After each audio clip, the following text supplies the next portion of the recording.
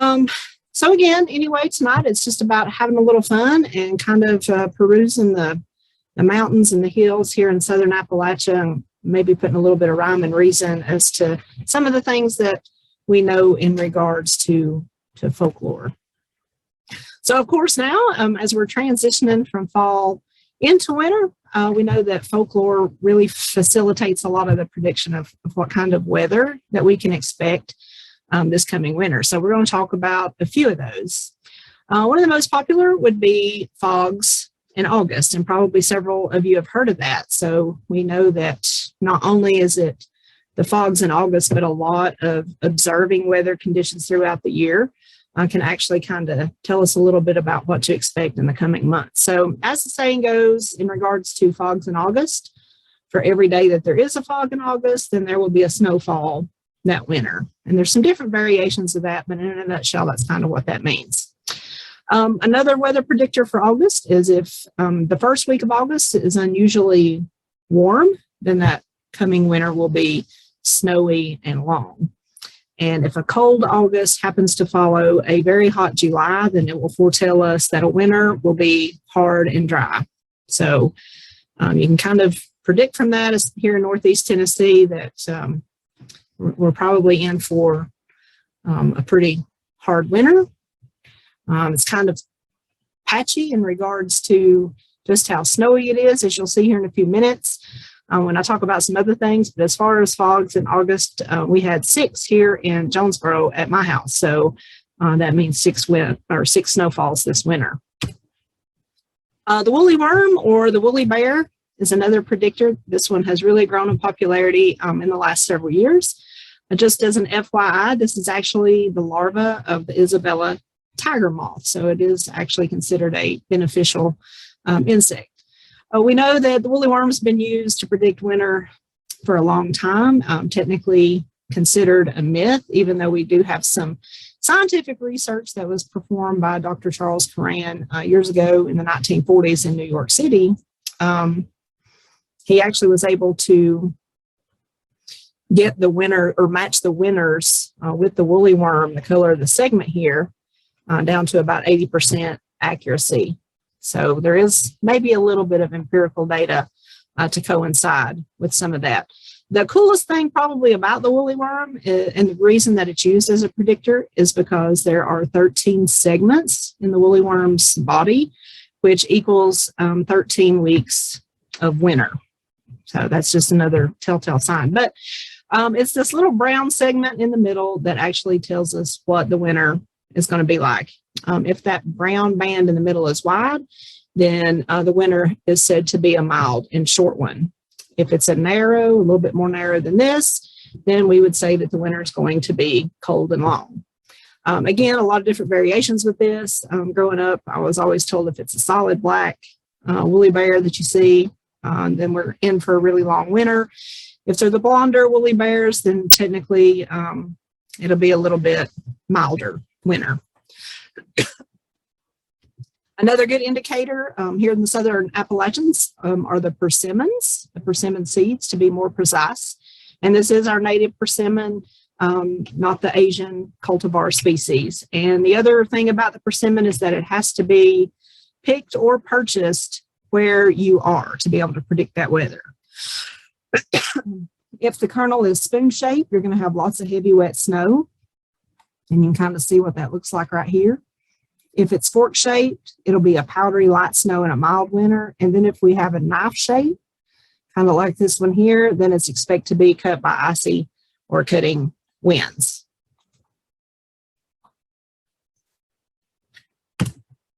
Whoops. One of my favorites is the squirrels being a little bit more active than usual. That's going to be a pretty clear indicator that a severe winter is on the way, because their job is to store up all these nuts and seeds for the winter. That's their storehouse for the winter time.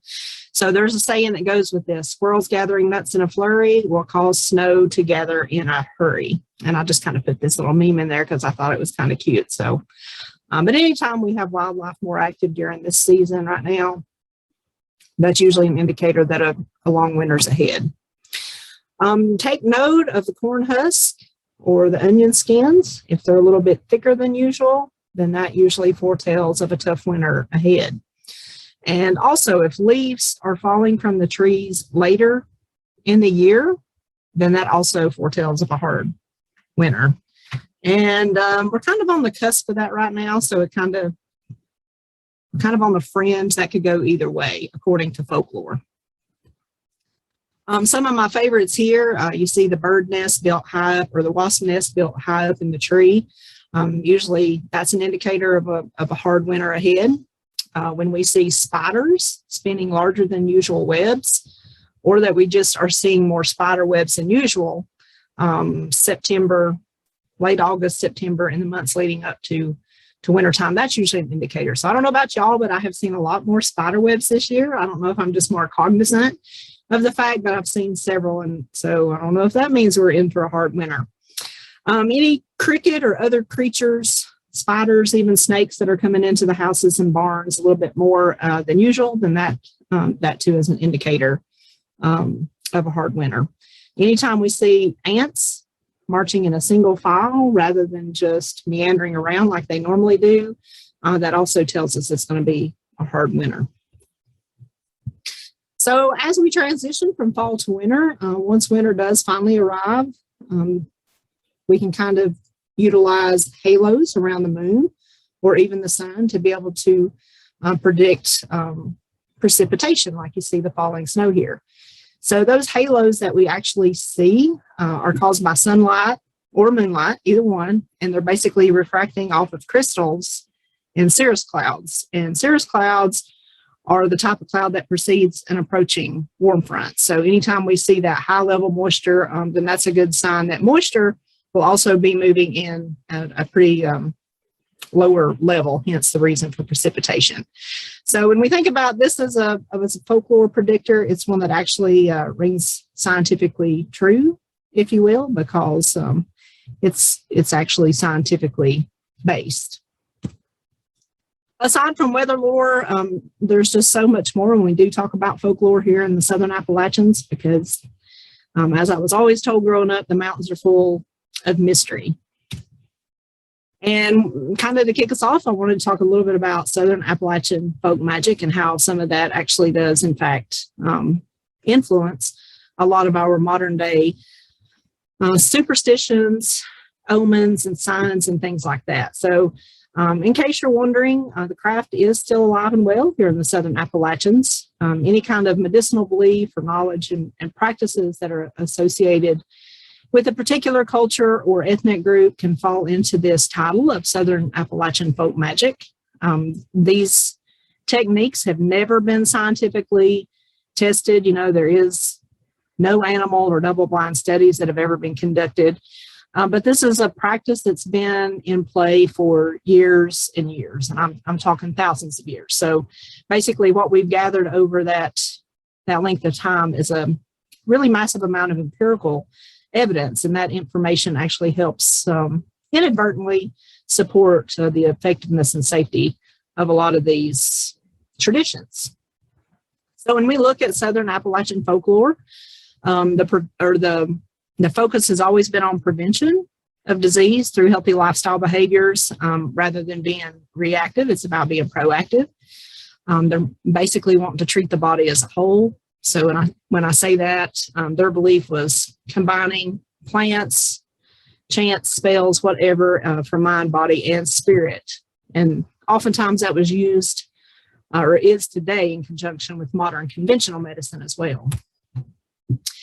As we move through tonight, just a few things to keep in mind. Again, so many cultures have helped contribute to the melting pot here in the Southern Appalachians. And when I talk about Southern Appalachian, I typically mean anywhere from Southwest New York all the way into Alabama. So a few maps here just to kind of illustrate that. You see there Ireland, the Ulster Plantation region there that's kind of highlighted on the left. It was originally 9 counties. It's now 6, but that's the Northern Ireland section. And then the picture there on the right is West Africa, or the Moors that we know came from this region. When we do talk about West Africa, if you've ever heard the term, have you ever been hoodooed? That is different from voodoo. Voodoo is actually has Caribbean origins, whereas hoodoo is the herbal and spiritual African American folkway. And it's found pretty much predominantly now in the Deep South, but it did spread northward with the migration of the Blacks out of the South. So basically what hoodoo is combining spiritual practices of that West African culture and Ireland, and then the Native Americans that were here, and the utilization of herbs and plant species. Oftentimes when we talk about hoodoo, we know that that's tied to a specific class, struggle, hardship. That's kind of what hoodoo, in fact, represented. A couple of other things to keep in mind here. This is Ireland again, and this little area here, Northern Ireland, is this Ulster plantation region. And you can see here across the English Channel just how short of a ride in a boat that would have been. So that's what basically occurred as the Scots migrated to the New World.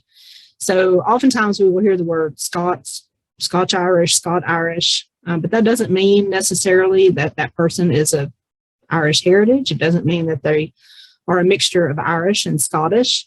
It just means that they are Scots, and more than likely their family lived in this area of Ireland before migrating on to the New World.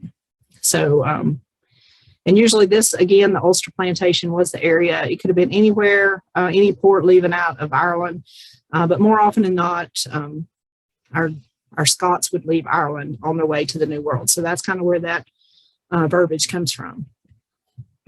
We can't forget the Native Americans, especially the 5 civilized tribes you see pictured here.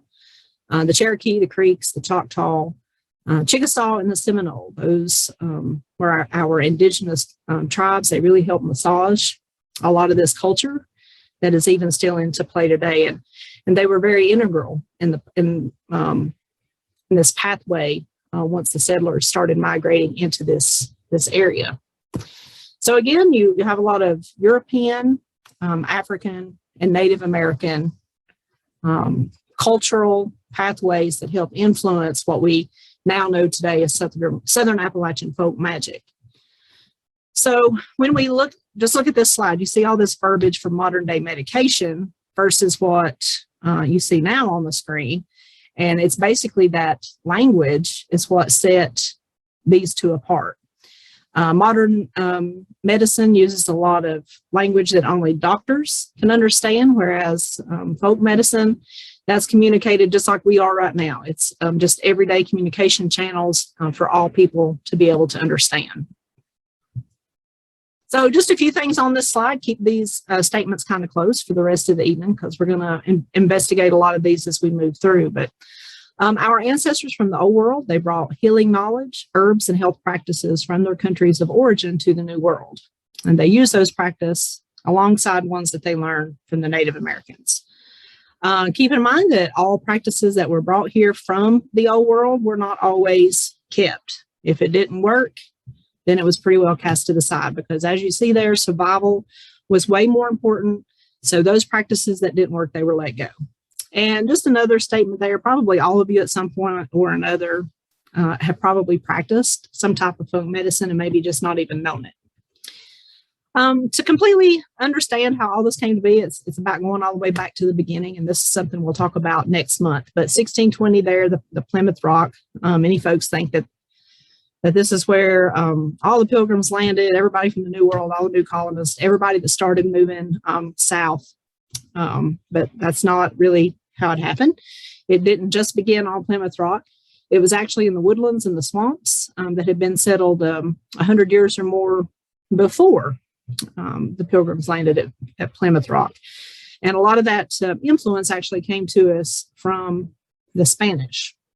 So it was in 1526 when Vasquez and about 600 colonists and North Africa slaves attempted to settle a bay here in the Charleston area. But it was just too much for them to be able to handle because there was all this disease and hunger.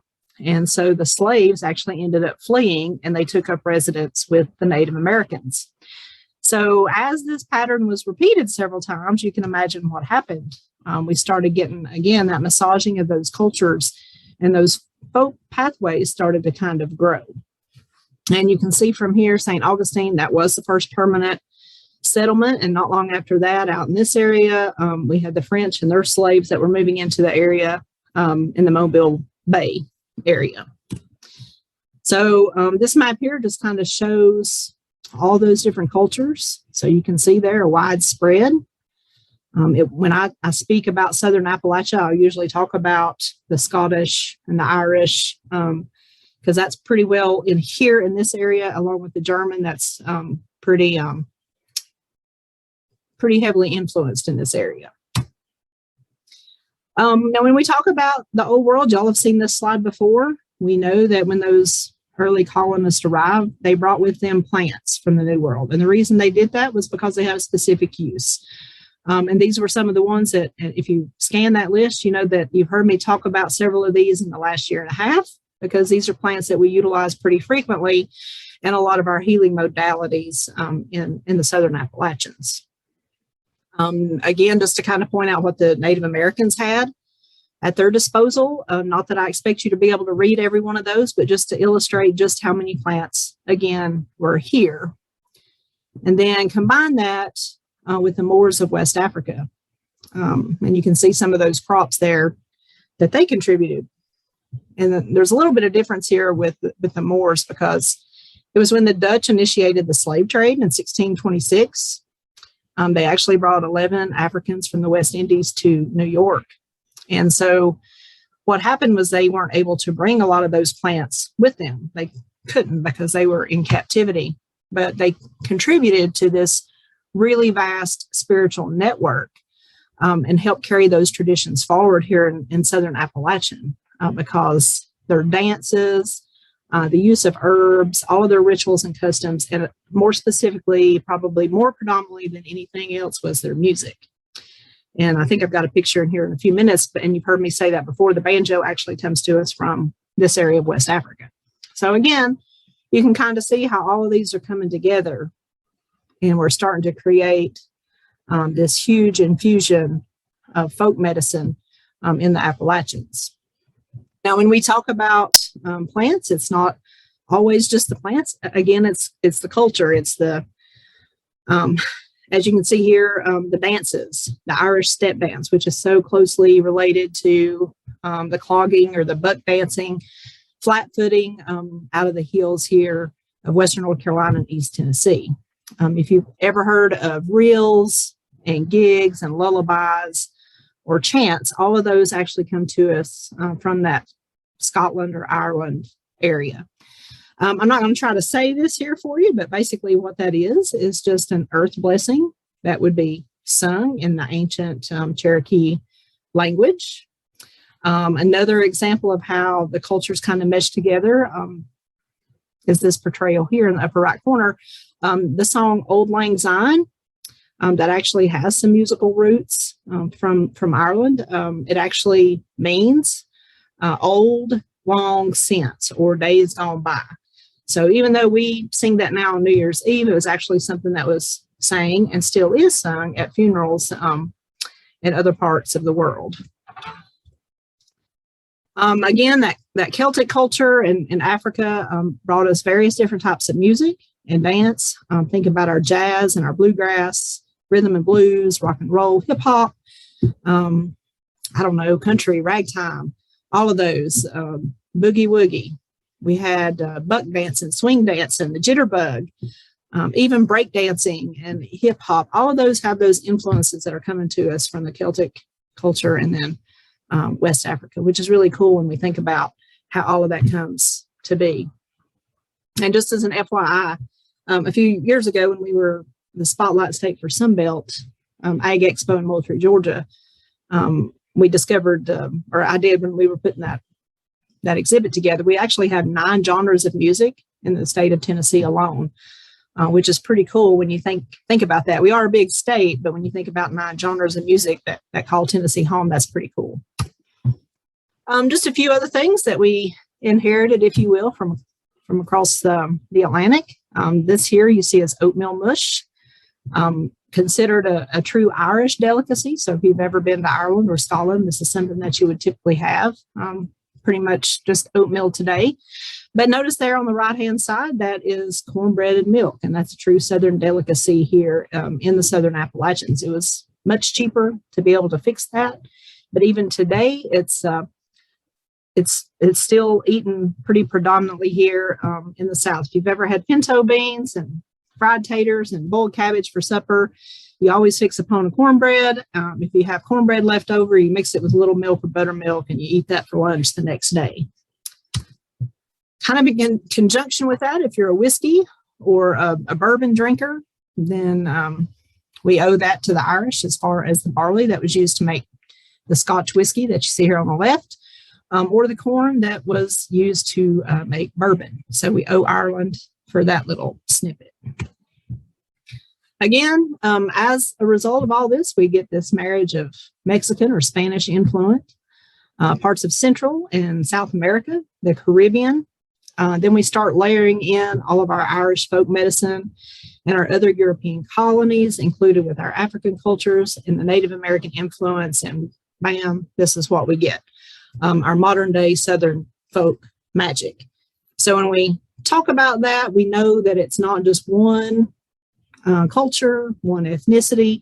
We know that it was many of those coming together to share that knowledge.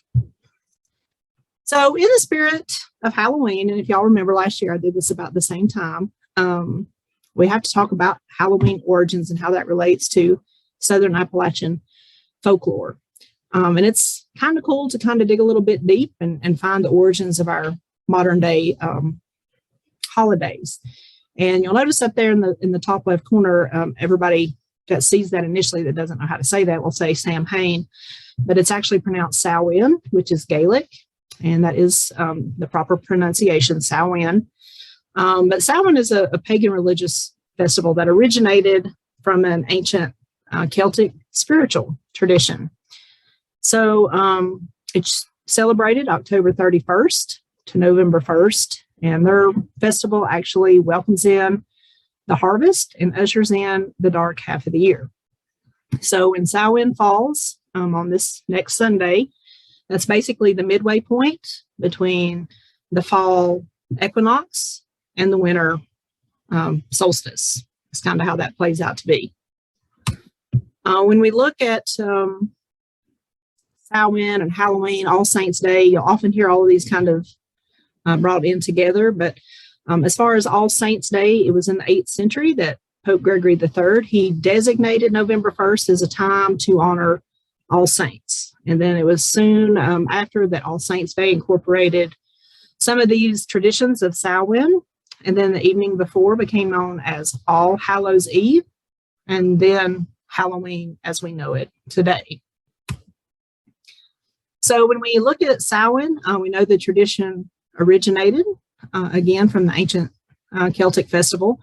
People would light bonfires and they would wear costumes to ward off ghosts. And there's a lot more to that. And there's some links in the presentation if you're interested in learning more about that. But we think trick-or-treating and even maybe early forms of Christmas caroling kind of stemmed from this dressing up and going house to house. They called this mumming or even guising. And that's just, again, putting on costumes like you see here. They would go door to door, sing songs to the dead, because Samhain is a time to honor the dead, the beloved dead, those that have gone on before us. But when they would go house to house singing and dressed in these costumes, cakes, or what we now know today as soul cakes, were given as a payment. And just another FYI, when we think about bonfire, that is actually derived from two words, bone and fire, which is the burning of bones. So there were certain rituals involved during Samhain. Fires were lit, livestock were slaughtered, because remember, we're entering into the harvest season. We got to get through the long winter. So as livestock was slaughtered, they would throw the bones into the fire. And it was known as a bonfire, which got shortened to bonfire. And so another part of this ritual, burning the fire, they thought that this represented protective powers and it would help ward off evil spirits. Now here is a picture of the soul cakes I was talking about. and these were baked traditionally as a gift for the dead. Another component of Samhain is that they would fix what they call a D-U-M-B supper. And basically what that meant was that at the end of the table, they would leave a vacant space for the dead that had passed on. Fill their plate full of food, just like if it were you and I sitting there eating, but they would eat dinner in silence. And that was to honor the dead or to get them to come in. But another component of this, again, is the soul cakes. And in some areas, it became known as souling. And that was an acceptable alternative, if you will, for Christians during that time. So many different shapes and sizes of the soul cake. There's a lot of different legends and superstitions that go back to this. Some people say that they go back to the time of the Druids. They were baked around the Samhain bonfire that was built, and it was actually used as a lottery. And there's more information on this slide that kind of goes into that a little bit more detailed. Also, soul cakes were used to pay the beggars who come around on All Souls Eve, and they would offer up prayers for the families newly departed, any member of that family or pet that had passed on that year previously. So again, today's trick-or-treating kind of stems from some of these ancient festivals. Also, according to Celtic mythology, we have this young man named Jack who made a pact with the devil during a gambling session. And that resulted in the devil agreeing that he would never, ever take Jack's soul upon death. But old Jack was pretty smart, and he found a way to deceive the devil and eventually died, and he was refused entry into both heaven and hell for being such an unsavory soul. So he was condemned to roam the darkness of Ireland for eternity. And his only possessions were burning coal and a turnip that had been thrown to him by the devil to light his way. So that was when the Irish began referring to this ghostly apparition as Jack of the Lantern. So they would make their own versions, like you see pictured here, of the Jack of the Lantern by carving out turnips. And that was actually our first real jack-o'-lantern, was a turnip. And you can kind of see those two pictures there. Or they would use beets. They'd place candles inside and leave them at the doors and windows, and they thought that actually helped frighten away any kind of evil or wandering spirit during this time. So I'm not going to read that, but you have that to refer back here. But the thing to remember about the ancient, or back in the Celts really believed in the movement of the sun and the moon, and that's something they still celebrate and watch today. And we know that that's traditions that's been passed on to us from other cultures as well, planted by the signs, for instance.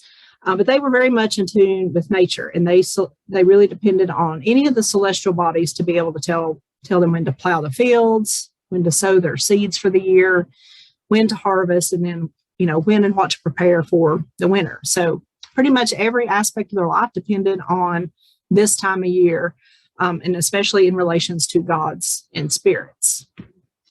A big component of this time of year is anyone that practices Samhain, or it's called the veil is thinning, because this is the time of year. There's 2 times a year that the dead can cross a little bit easier from one side to the other, and that is during this time. So a lot of different religions practice this a little bit differently. Christian origins have grown out of some of these pagan origins. And again, there's some links in this slide if you're curious about how all that kind of came to be.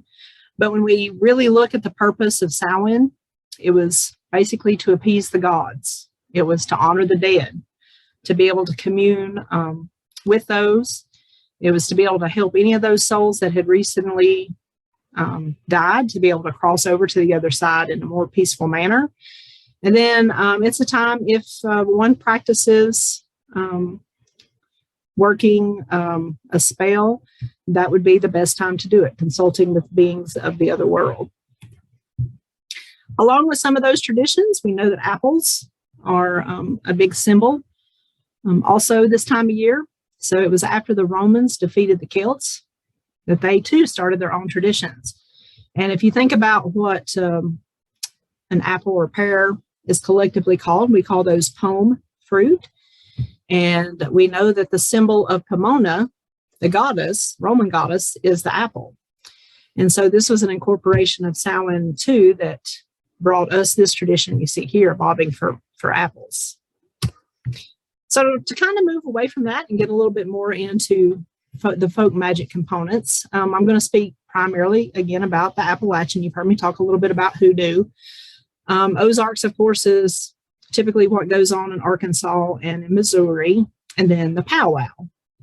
And just to kind of explain a little bit about the powwow, this comes to us from German immigrants, the Pennsylvania Dutch, still kind of practice this.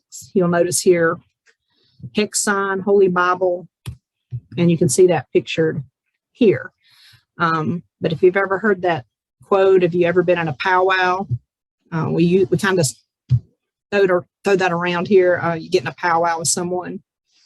But this is, again, pretty predominant in Pennsylvania. But the biggest thing that they would do is utilize the Holy Bible, and they would use it verbatim. And from that, they would have these hex signs. And oftentimes when people hear hex, they think that's casting a bad spell or something evil. But they saw this as a protection, and that it created more power to protect over them and their families. So there was a lot of symbols and talismans that were used for keeping peace in a household or protecting from disease. And each one of them had their own specific design. But this is why if you ever travel in that area and you see these on the sides of barns, that's what that is the folk magic in that area of Pennsylvania. So again, as we bring it back to the Southern Appalachian area and kind of talk about who helped facilitate some of those pathways here in Appalachia, one thing I want you to kind of keep in mind, again, to kind of show us how all of these different cultures help massage this, is to think about the oak tree. And you've heard me talk about the oak tree in other classes because the oak is pretty symbolic in a lot of traditions around the world. Many actually see the oak tree as being the tree of life. We know that in Ireland, the oak tree, every clan had a mother tree. It could have been an oak or, a different kind of oak or any kind of tree, but often it was oak. The Celts believed that the soul of every person was tied to the soul of a tree. And in Africa, they believed that the first peoples in the world were carved from an oak. The Cherokee, when we bring it back to the indigenous people here in America, they built their sacred fires from oak. That's how they practiced a lot of their traditions and spiritual customs, was burning of the oaks. And of course, the Druids, the oaks were sacred to them. That was why when the Roman Catholics came in, they torched all of those oak trees just for that reason. Here in Appalachia, from all of that, and some of you may have done this, but planting a tree at birth actually is a pretty common tradition. But the older tradition, they would plant an oak tree at birth, and then that tree would be linked to that person for the rest of their life. So that tree would indicate any kind of health matter throughout the life of that child.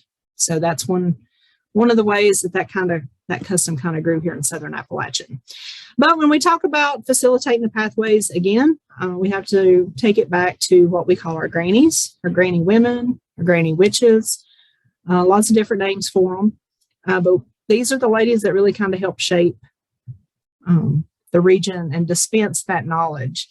Actually worked in tandem with the Native Americans and any of those other cultures, because they were just in tune, again, with the world around them, and they knew what the plant's power truly was and could utilize that knowledge to heal in their communities.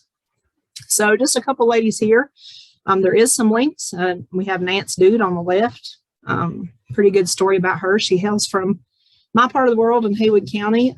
It's a cool story, and there's still speculation on did she do it. So now I've got your curiosity up. You're going to have to go click on that link and figure out what I'm talking about. So, but she would be what we consider a granny woman. And then there on the right, you see Grandma Gatewood. She's hiked the Appalachian Trail several times. I use that just to show, she hiked over 2,000 miles 3 times, and you see what she's got there on her shoulder. So we know that grannies pretty well knew how to live off the land and be able to take care of themselves. We've even had TVs and movies depict our granny women over the years. Of course, this is Granny Moses on Beverly Hillbillies, and we'll visit with her a little bit later.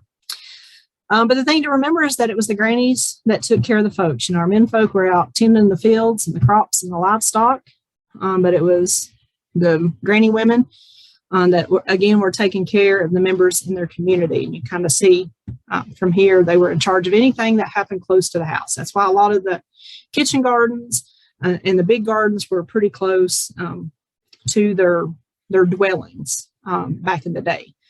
We know home remedies have been traditionally popular in Appalachia just because there was such a lack of access, or modern day, just an expense to incur. Think of this, if you've ever been into the Great Smoky Mountains, to Cades Cove or to Cataloochee, or even Patty. I know she's going to Max Patch tomorrow.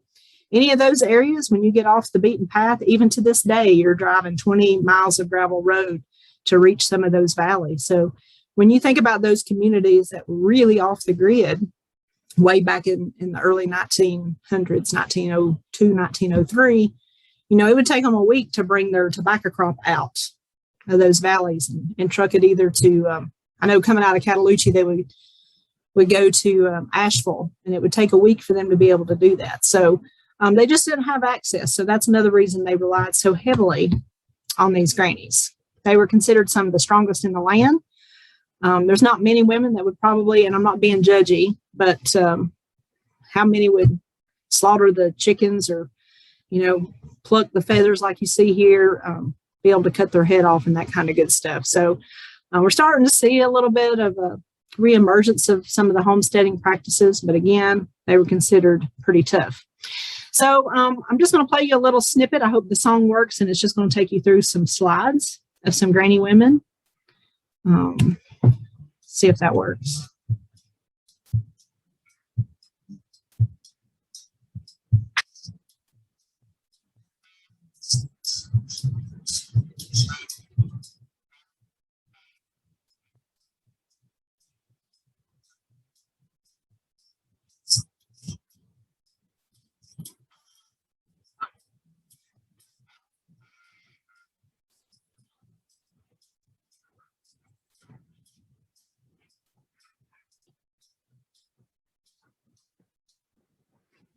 So that was a song about Lethe Hicks. They're actually saying her name, Leth. Again, if you've ever been up Interstate 40 in the Pigeon River Gorge from Tennessee into North Carolina, exit 7 there at Harmon Den, you can get off a little mountain gravel road, and that's what we call the 12-mile strip. And it'll take you back into Mount Sterling and back into Cataloochee. But Lethe was a granny woman that lived there on the 12-mile. And my brother-in-law is Buddy Melton, and he actually got to know Lethe pretty good. And I don't know if you could hear the lyrics or not, but she lived by herself. She made moonshine. She grew tobacco, and she had a funny accent, was what Buddy always said. But she was a really good person. So when he was little, he and friends would take firewood to her, and she always wanted them to taste pulled pork and whiskey that she made and see her quilts that she did herself. And he said, anytime you left there, you always left with something like a tobacco twist, or moonshine or something to that effect. So that was kind of why that song was written to her as a tribute, and it just kind of reflects on how important, again, these granny women truly were. They knew the way of the herbs and home remedies, and they used witchcraft methods. Now notice here, what I've got right below here. It's not the modern Wiccan type magic, but it was the old world witchcraft. It was passed down for generations by elders that typically taught the daughters and then the granddaughters. And it was the healing magic that came from Ireland and Scotland with these early settlers. They knew exactly which plant, herb, root, or bark would heal each injury. And you notice here I put in quotes, fetch granny. That was a pretty common quote back in the day. Excuse me. Grannies could pretty well heal the sick and the afflicted. They didn't take payment because, remember, these people were poor. They shared what they had. It was gratitude for help and knowledge, Often that came in the form of bartering or even food, quilts, or any other needed items, but it was never expected from a granny. That's another reason they became known as granny women. They relied so extensively on these plants. We're going to talk a lot about those plants next week. One of my favorites that a granny woman would do was just a common ritual. If she was attending a birth, she would put an axe under the bed of the mother during labor. This was symbolic for cutting the labor pains. The first thing she would do, though, when she walked into that house was to open all the windows in the house when that mother was in labor, because that was symbolic of opening the birth canal for easier delivery. Spells and charms, at that time, they were not looked on as odd or strange. The settlers, they just trusted their granny to be able to carry them through those processes. A lot of verbiage here on this slide, just again to make you cognizant that we're going to have a lot of different names for all this folk magic. It depends on what area of the region that you're in. Oftentimes you'll hear it called root work, folk medicine, folk magic, kitchen witchery, hill folks hoodoo, the work of the Lord, yard doctors, or even conjuring. And you can see there what they would utilize: plants, prayers, herbs, and dirt. Notice here that she would employ all kinds of plants through labor and delivery. She could recite a protective charm or chant. And again, they didn't call it a spell. They were just the neighbor ladies, but they closed that gap of care. So there was a lot of trust, again, with these granny women. So I guess kind of to sum that portion up, just to remember that it was during this time, these people were really ingenious. They were really pragmatic. They were practical thinkers. They had an understanding of their land and the world that pretty well far outreached anything that any of us can claim today. They were very much connected with the land and the world around them. They were pretty resolute in their stubbornness. You could probably see that from those pictures I showed you.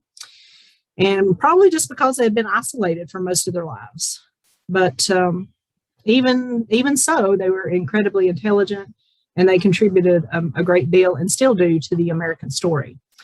So it's that pragmatism, that resiliency and fortitude that have pretty well helped the folks here in Southern Appalachia preserve the healing folk pathways that are as old and deep as the folds in the mountains that you see here on this picture. So whether it's rooted in the Bible, whether it's rooted in Mother Nature, good old common sense, there's no denying that even now there's something very enchanting about it, just because it's been here since the very beginning. One thing to keep in mind is that the people in Southern Appalachia, they don't necessarily call it magic. They don't call it witchcraft. It's just what they've always known. It's what they've always done. And if you grew up, again, here in the South, it's pretty much everywhere, but nobody really put a name to it that actively practiced, not even amongst themselves. So just kind of keep that in mind. Again, specific plants, we'll talk a little bit more about this next week. And these are things you've heard me mention before in other classes. But it was these granny women that passed along the specifics of each one of these plant uses.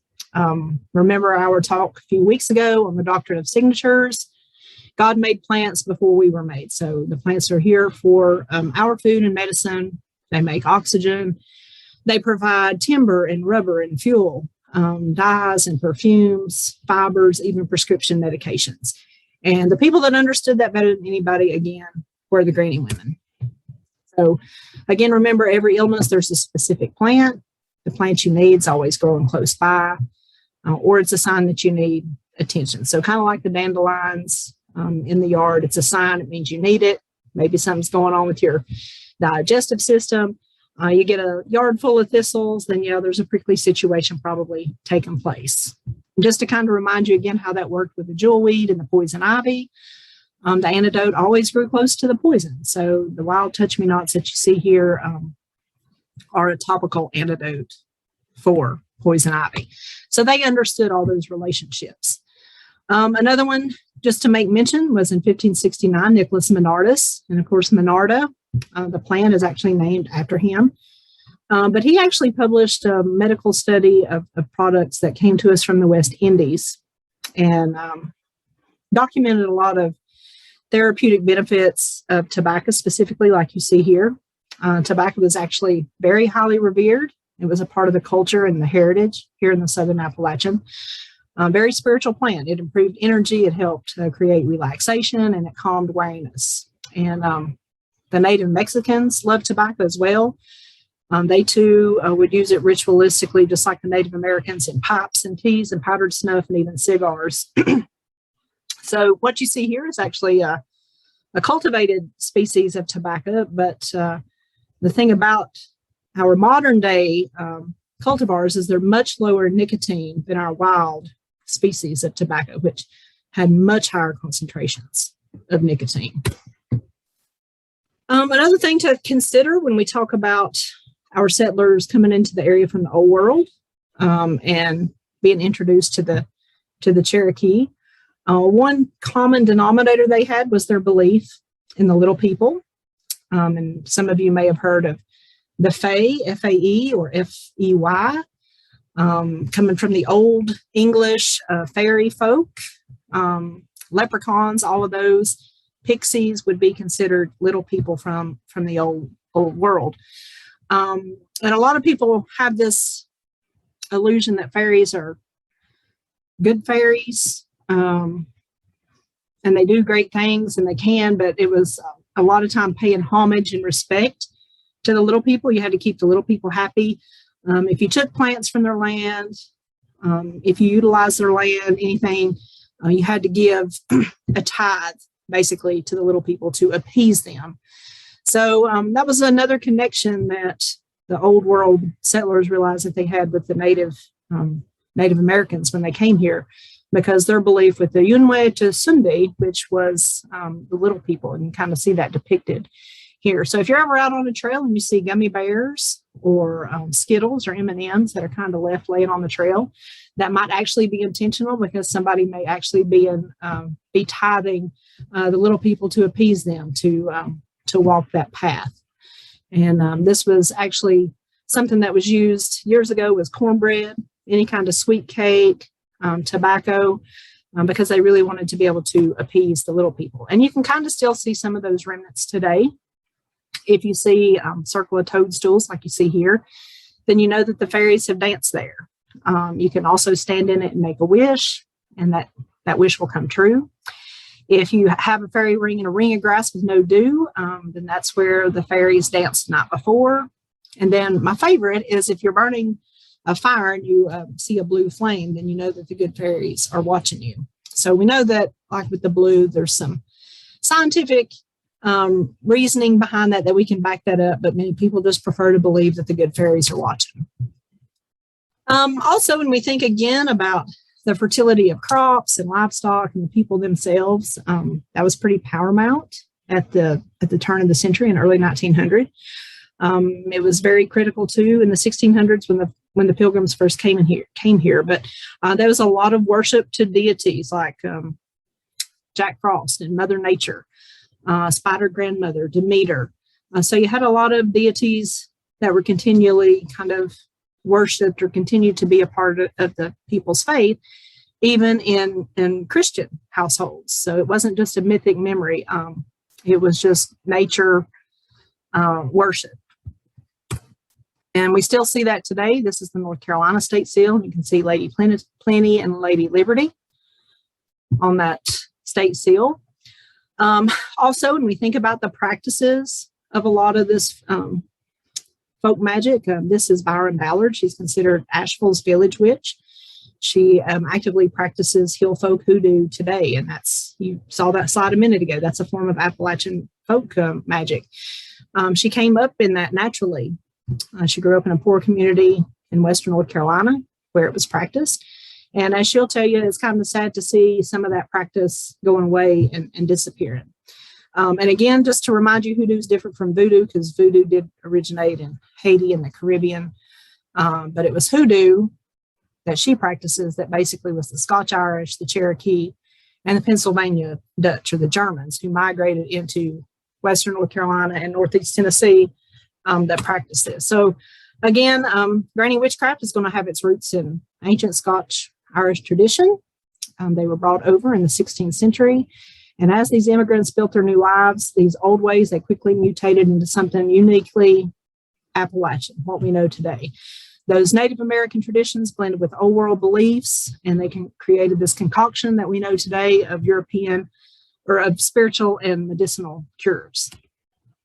So as we take a little bit of a deep dive into some of these superstitions and omens, we know that in Appalachia, good luck is very coveted. And these are some things that you may or may not have seen. Anytime we see a horseshoe pointing up, then we are keeping good luck from running out. So you don't ever want to turn that upside down, because that's what that signifies. That jar of money that you see there on the right, pretty common practice in Appalachia to keep that by the door. And anytime that you pick up change in a parking lot, on the street, you toss it in that jar. And that's going to ensure that you've always got money. It's going to keep you off hard times. And this one doesn't have it, but oftentimes they would put a little bit of cornmeal in the bottom of the jar, and that would just create soft dirt for that money to grow. To keep on with the horseshoe, oftentimes you might see a horseshoe wrapped in aluminum foil, and they would do that to protect themselves from the fairy folk, especially this time of year. Again, as that veil is, make sure you get Naomi in bed at a decent hour tonight. This is actually spray painted, but if you ever saw a horseshoe wrapped in red cloth and hung upside down on Wednesday, Thursday, and Friday, that was to get rid of the haints. And again, that was something that was more often than not practiced this time of year. The four-leaf clover, for it to work, you can't be looking for it. And if you find it, you cannot share it with anyone else, because if anybody else sees it, then you lose your good luck. To keep it lucky, our ancestors would place that in a Bible. You know how families often had the heirloom Bible. If you've ever been lucky enough to flip through one of those, you'll probably find four-leaf clovers start falling out of that. And that's the reason for that. They would tuck it in their Bible, or they would sew it into the rims of their hat, or even inside their shoe. Another thing, if they ever found a button right side up, like you see here, or a penny right side up, then they would place that in the bottom of their right shoe. Now, you couldn't do it if it was upside down, or you couldn't do it if it was like this and put it in your left shoe. It had to be just like this and place it in your right shoe for the luck to work. And then, as you heard me mention earlier, with the weather lore, spiders start coming in this time of year. But if you ever have a spider that comes into your kitchen, let it be. Because if he takes up residence there, that means that you'll never go hungry. Just like good luck, there's some things that predict bad luck. One thing you don't want to ever do is point to a cemetery. If you do, it'll bring sickness or even death. One of the age-old is the don't open the umbrella in the house, or that brings you bad luck. So that is a part of it. This one here is dogwood blossoms. And remember that Christ was hung from the dogwood tree. That's what his cross was made from. So superstition is, if you bring dogwood blossoms into your house, then that's bad luck. You don't want to ever do that. And then the number 3, lots of different numbers go along with the tenets of Southern Appalachian folklore. 3 is one that's pretty predominant.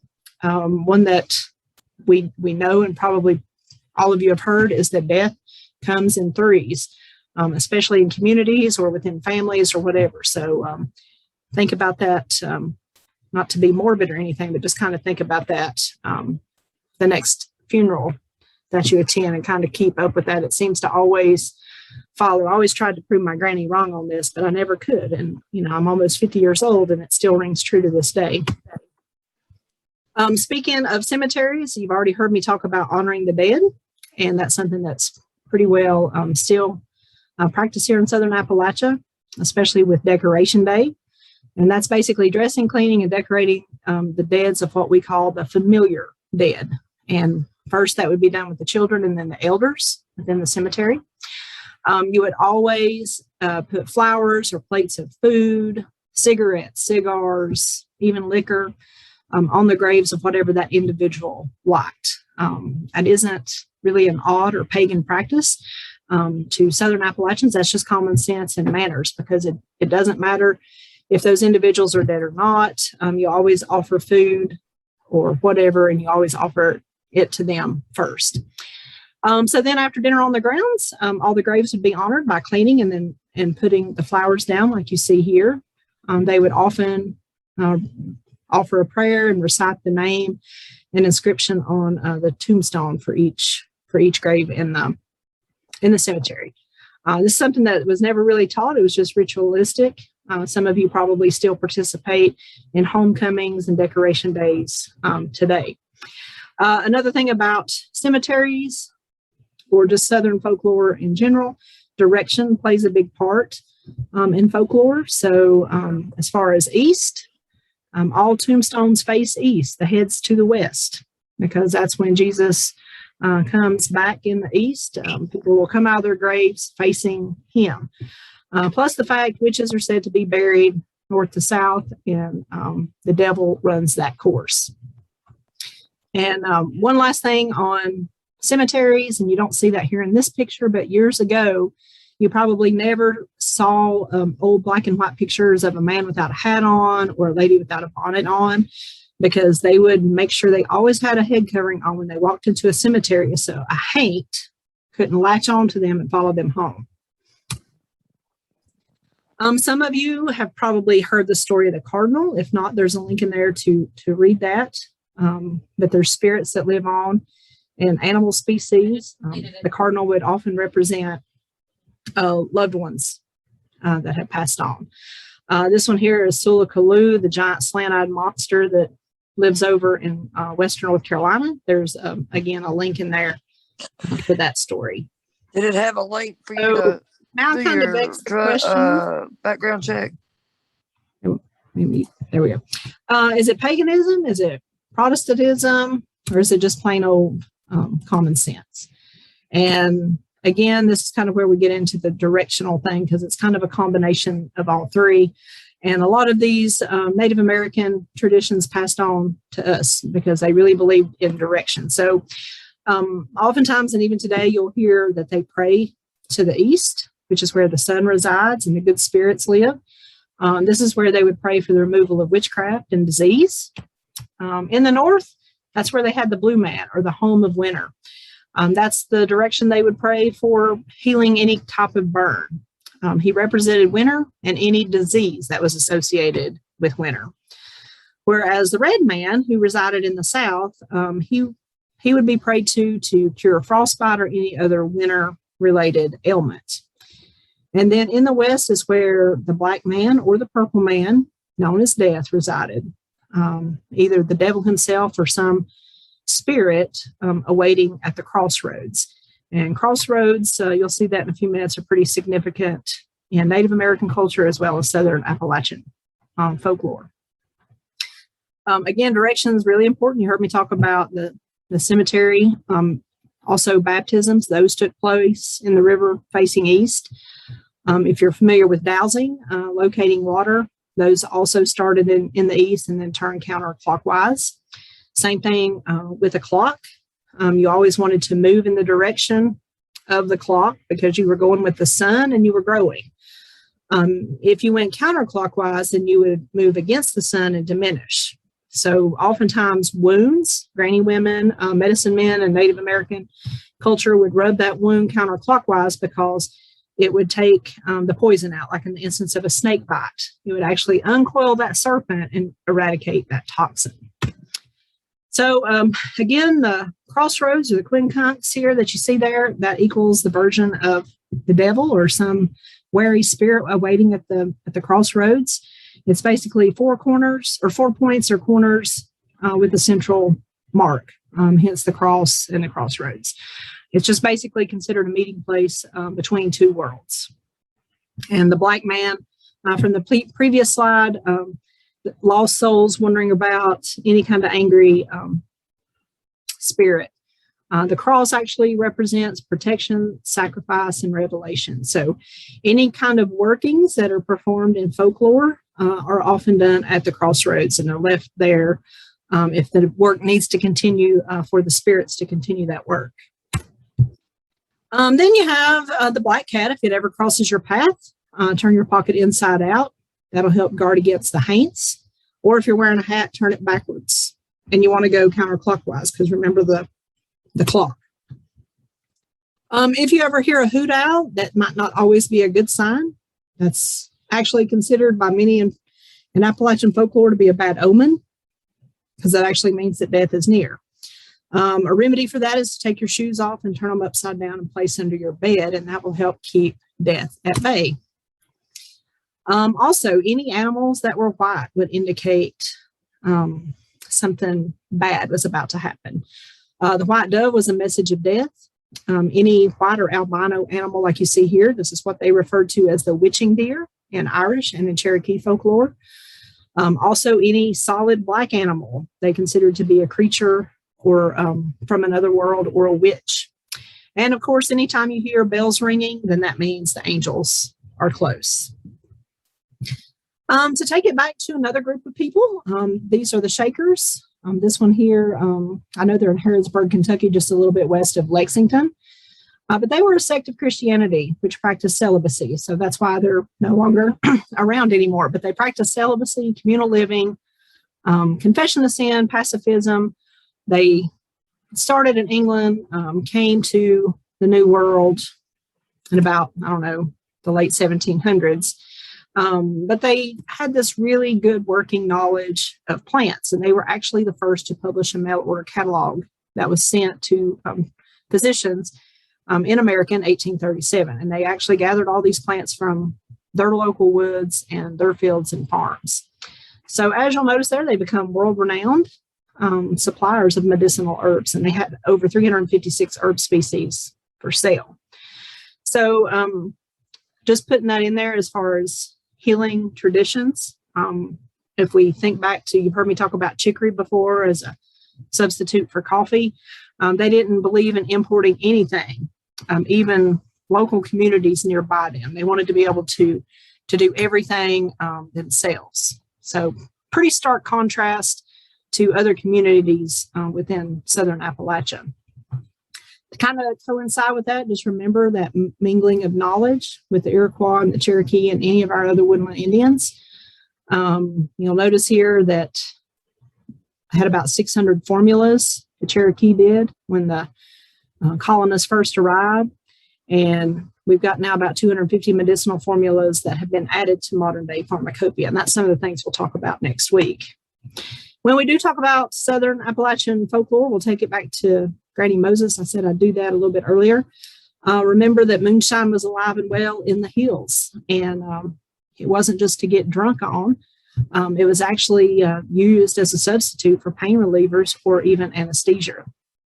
And at the same time, they would make pure brandy or other pure liquors to be able to use those in elixirs and tonics to heal and as a remedy. So moonshine, honey, and lemon, that's still a pretty popular concoction used today to eradicate sore throats or the common cough and cold. Another big tradition in Southern Appalachian was the making of lye soap. And if you've ever used lye soap or know the tradition there, it's really good for any kind of skin ailment, rash, poison ivy, acne, anything like that. But this cure-all was actually made by combining lard or any other animal fat. They would mix that with lye and water together, and lye soap is still made pretty predominantly today. It's even used as a bug repellent and baiting catfish, believe it or not. So again, you get this pragmatism and the ingenuity and self-reliance that has helped influence modern day herbalism, midwifery, foraging, and homesteading, because we're starting to see, again, a reemergence of some of these practices. And one of those are dowsers. Dowsing or divining or witching for water, that's still practiced all over the world. And even despite scientific ridicule, if you will, water witches still flourish today. And if we take it back, it was our granny women that were the ones that also did this. Now, if you don't know what dowsing for water is, or water witching, that's actually being able to locate water, finding a well, spotting a well, or anything like that. So when we think about modern day homesteading, we know that for centuries, granny women studied the patterns in the land and the properties of plants. They harnessed the power of the natural and supernatural to guide and aid their communities. They had this inherently mysterious oral tradition. It was rarely taught outside the family. That's one reason we see it kind of dying back. Back then, the families were so large. I know my grandfather, my mom's dad had 12 brothers and sisters, so we just don't see those huge families like we used to. But often it was passed on down through the women in the family. It was never discussed with outsiders. And notice there, they just, as they died off, we've got a little bit of broken history there. I do want to make mention, I've talked a lot about pagan origins and with Samhain and things like that, but also want you to know when we do talk about Appalachian folk magic, the Bible is often the main component used in formulas. Many of these formulas were crafted after biblical tales. Many animals that were used were based on biblical theory. The names of characters in the Bible were called upon in different ways, and many of the scriptures were used just because of their power. But again, those scriptures had to be read, and the chants and the charms verbatim is how it was written in the Bible, or otherwise it wouldn't work because it needed to be repeated as God said it. Herbs are mentioned in the Bible. Check out Ecclesiastes. You'll find mention of that there several times. There are 128 plants actually mentioned throughout the Bible, and we know that essential oils too were mentioned. One was the aloe tree. Now, this is obviously not our aloe that we use to cure sunburns today, but this is what the true aloe tree looks like, and it does, in fact, cure the same thing, sunburn and skin irritations. But also, we can look in the Bible and find garlic. That's what the pharaohs fed the slaves to keep them strong while they worked on the pyramids. We know now that garlic does help benefit anything with the lungs. This pictured in the center of the laurel is anise or dill in the Bible. Both are aromatics in the Apiaceae family. And we know that the healing oil actually comes from the seeds of this plant and helps with digestion and sleep issues.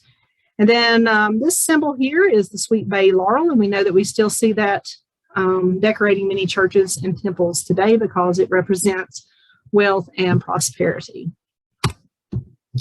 Now, when we talk about gardening practices, we'll go back to the direction again, because that's very important again in folklore. Rows in the garden should run east to west because they're following the sun. You only want to plant your garden on even numbered days of the month. You never plant on a Friday unless it's Good Friday, because then the seeds are nourished by the blood of Christ, and that would ensure a good yield. If you plant on a Friday, that's going to ensure that you have bad luck and those seeds will never sprout. Also, on Good Friday, you want to collect rainwater because that can feed your crop spiritually throughout the remainder of the season. If you spread manure on your fields, you always want to do that when the horns of the moon are pointed downward. And that's when that new moon is just starting to show over the horizon. That way, that manure settles into the soil to be utilized. Excuse me. If you're harvesting plants, harvesting produce from your garden, make sure that you have a liner for your basket. If you're harvesting herbs for medicinal use, always use a white cloth because that keeps the medicine pure. If you've ever been harvesting, whether you're harvesting your garden or your wild foraging, if that plant gives up pretty easily, it's not wanting to let go of its fruit, it's not wanting to let go of its foliage, that plant is telling you enough is enough. If you're harvesting and it's pretty easy to do that, then that's a good sign. As the Cherokee taught us, in wild foraging, always pass by the first 4 to 7 plants. That's going to ensure an adequate supply for future generations. And when you're wild foraging, always make sure you give an offering of cornmeal or tobacco or something like that, because that's a tithe in return for their favor. And then if you remember back in the days of yesteryear, these big farms that our early settlers had, they always had large orchards. So if they had apple trees, they would always leave one apple hanging because at the end of harvest, they didn't want to invite the devil to come into their home. They also would gather acorns in a thunderstorm. They would place that on a windowsill, and that would help protect their homes from lightning strikes. And then as we look toward the animals, we know the donkey is very revered in Appalachia, not just for protection in pastures from coyotes, but to keep the devil away, because the donkey represents the vehicle of Christ and in turn represents miraculous power, because it was in the book of Mark that Jesus called for the donkey colt that had never been ridden. And so that's why now the donkey has the cross on his back. That was the stamp from Jesus himself. So to kind of go along with that, in folklore, there's some traditions that you can pass a person under a donkey 9 times to heal them. And the reason for 9 is because Christ died in the 9th hour on the cross. The first battle mentioned in the Bible involved 9 kings. That was in the book of Genesis. And then 9 is associated with prayer in the book of Acts. You saw this picture a little while ago and I played you that song. This is actually sweeping the grounds. The broom was a pretty special tool and still is in Southern Appalachia, because you're sweeping away negative energy, bad energy, or any bad spirits that might have entered therein. So oftentimes you would see the ladies of the home that would sweep from the inside quarters of the house out on the porch and away from the house each evening before bed. Some other things to kind of keep in mind, if you ever say thank you to someone that gives you a plant, that's bad luck. So just don't say thank you. So if you give a neighbor a plant and they don't say thank you, don't think they're being rude. That's just an Appalachian tradition, because it's seen as bad luck. That plant just won't live. Same thing with sneezing. If you ever bless somebody for sneezing, just don't say thank you, because then you kill a fairy. So again, these are just some of those stories that have been passed down for years and years through the generations. Dreaming of thorns, if you ever do that, that's bad luck. Remember to never plant tomatoes on Memorial Day. It's really good luck to steal herbs. So here's another thing, just steal from your neighbor, y'all. Just if you see herbs and plants that you like growing in their garden, just help yourself to a few, because that is good luck for both parties. A snowy winter portends a good year for crops. Trees that bloom twice in a year will have a bad crop. We know there, again, inadvertently, that's science that kind of does that, is telling us that. Always plant your potatoes on Good Friday and your green beans on Good Friday. And then anything that you plant on the first day of spring will live. Again, when we talk about planting by the signs, planting during the right moon phase is easier than it sounds. Anything that produces their bounty above ground, you do that when the moon is growing or waxing. The time period between the new moon and the full moon. Anything that's a root crop, you plant that during the waning of the moon. That's the time period between the full moon and the new moon, which is what we're in right now. To kind of coincide with that, as far as our constellations, the crab is the best for overall planting. Coming in a close second is Scorpio. The fish is a good sign to plant under. The lion is the worst. And then you also don't want to plant in Sagittarius or Gemini. And then this one here, if you've ever seen this color on houses or anything like that, there's a huge reason for this color. It's called haint blue. And the spirits of the dead are often worked with. When you see this color, it's ancestral spirit guide. Basically, blue represents water, and you know that ghosts and spirits can't cross water. So that's why we see a lot of porches and doors and windows painted this blue color. It just helps repel spirits and keep them out of the home. And that's what the haint blue tradition is. So if you ever see a house with those colors, then you'll know what that means. So as we're coming to conclusion, just some other things to remember as Southern Appalachians call praying the devil down. Some things that they commonly do is wear a copper bracelet to protect them from disease, or carry a walnut for rheumatism or arthritis. You start carrying it when it's like this. And then as it completely dries out and turns black, you toss it and you replace it. We talked about the hex signs with the powwows of the Pennsylvania Dutch, the German immigrants in Pennsylvania, but that's also common practice here. This is what's called the witch's mark, but it helps guard against haints and roaming ghost. And you see, this is old tomato sticks or tobacco sticks. And oftentimes you will see this on old barns or even in houses. And that's likely why.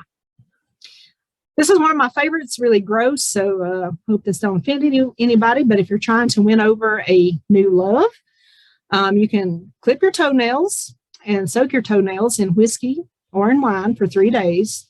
The 3 days has to be a Wednesday through a Friday. And then on Saturday, you get up and you strain that beverage and make sure that they sip it that day and you'll win them over. Just don't, if you do, in fact, win their affection, I would never tell them that you had soaked your toenails in that wine or whiskey the night before. But anyway, still a common practice. If you want to get rid of someone, take a piece of a splinter of a lightning struck wood and place it under their porch steps or anywhere that they're going to walk over it, and they'll move or disappear. We've always heard that old saying, my ear's itching, somebody's talking about me. Well, if it's your left ear, then you're being gossiped about. If it's your right ear, then that means good stuff is being said about you. So some of you may not have ever heard that little extra tidbit. Remember that a chicken that lays an uneven number of eggs, that's an omen of danger. If a rabbit crosses your path before sunrise, unhappiness will cloud your day. If the dough for baking bread cracks while being shaped, a funeral will occur soon. And then if a broom falls over for no reason when someone walks past it, then that's an omen for bad fortune. And then calling out the name of a deceased person while dreaming is an omen of death. So just a few things that are kind of dark and gloomy to walk us into the final slides here. I like this quote. I can't remember who said this. I need to find who that is so I can make sure I put this in the presentation. But I think it kind of sums up what we've talked about a little bit tonight. We are the last of the granny witches, the old ones, the original Appalachian queens. We're daughters of the Celts and offspring of the Druids and medieval mavens and the natives of the old world craft. And we are their children. And although we are indeed as mysterious as these old hills, we still have that Celt and Cherokee elder magic in our bones. And I just like that because I think it pretty well sums up that whole meshing of culture, the traditions that are so alive and well in the mountains here of Southern Appalachia. Now, I know we don't have time, but just like last year, I put a few slides in here concerning modern day stories or ghost stories or, I don't know, conspiracy theories and all that good stuff. So there's some links to some of these legends embedded in each one of these slides, so make sure you check them out. But the Brown Mountain Lights just over the hill in North Carolina, the Mothman up in Point Pleasant, West Virginia is a really cool story.